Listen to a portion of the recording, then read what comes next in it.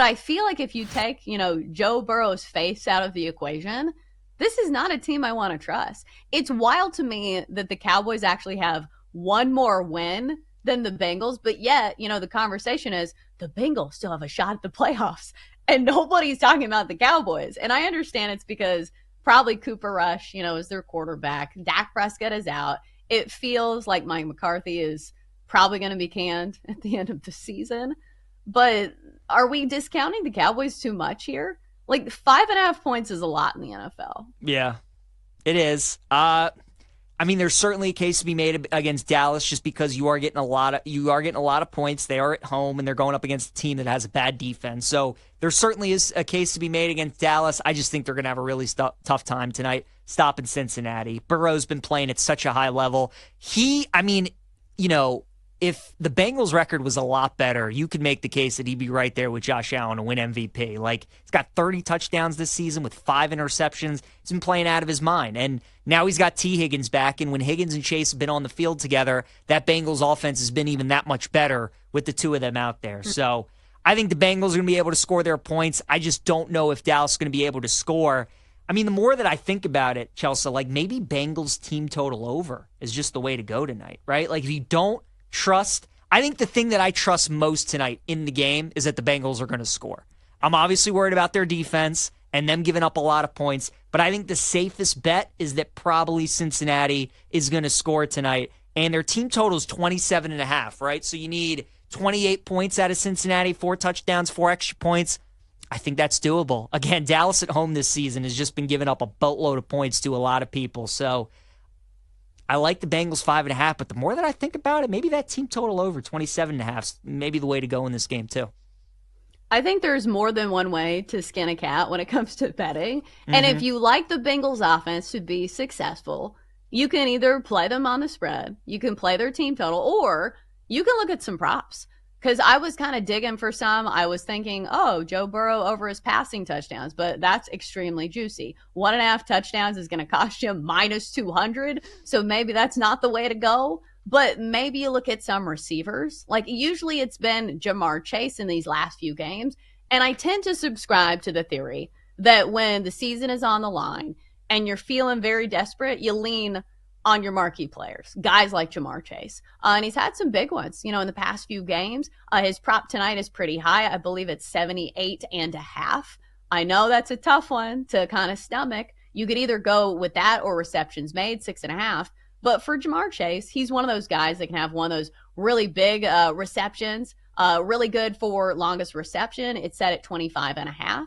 But the explosive play is usually there between him and Joe Burrow. So I think if you're banking on somebody to have a big night, it's probably Jamar Chase. You could look at the other side, though, and say, hey, are you getting value on anybody on the Cowboys? I do think it's going to be a Rico Dowdle type of night. If you're a Bengals defense that can't stop many people, I think Rico Dowdle is actually due for a good one.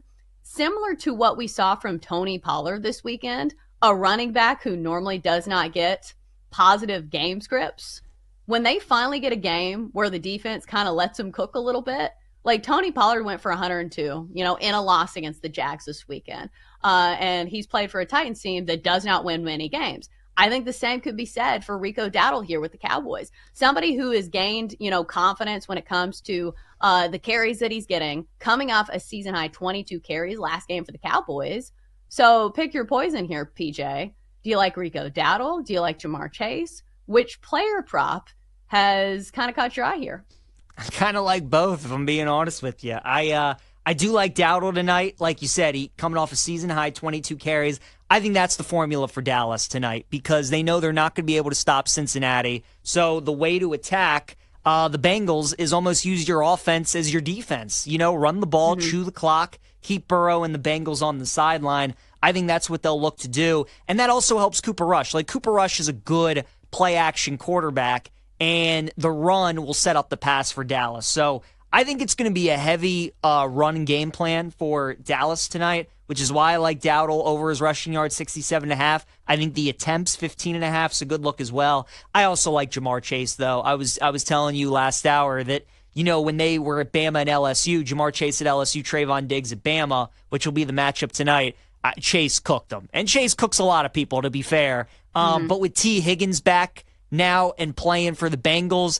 Obviously, you can't play as much double team on Jamar Chase as you would when it's only him. So I think that'll open up more for him. But I like both guys tonight. Are you always like skeptical when you see a guy like Rico Dowdle only has one touchdown this season and his anytime touchdown price is -120? Or are you always in the mindset like maybe they know something? Like for a guy that only has one score and it's minus money for him to find the end zone tonight, good chance that probably is going to happen.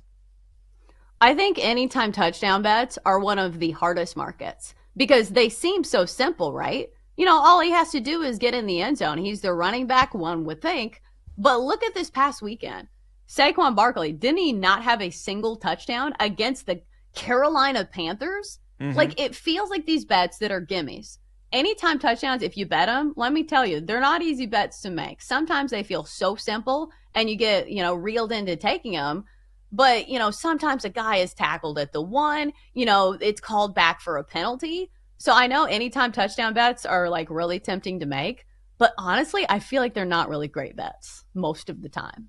Yeah, that's fair. Look, I know I've gotten burned by a lot of anytime touchdown bets. It is a hard market. That's why I honestly like just doing the first touchdown because, even the prices that they post aren't really fair for what they should be, but it's just so fun to place the first touchdown. And then if you hit them, you feel like you're free rolling for the rest of the game. So that's always a great feeling. I do like Dowdle tonight. I don't know if I'd take him straight up at -120. But certainly if it's a short game parlay, I definitely think I would throw him in there at -120 because I do think there's a good chance that he find the end zone. But you're right. It's tough. Like you said, Barkley against Carolina, that should have been a lock yesterday. A ton of people like James Cook yesterday to find the end zone against the Rams, right? He didn't do that. So it feels 44 points in the game? Isn't that crazy? Score a touchdown?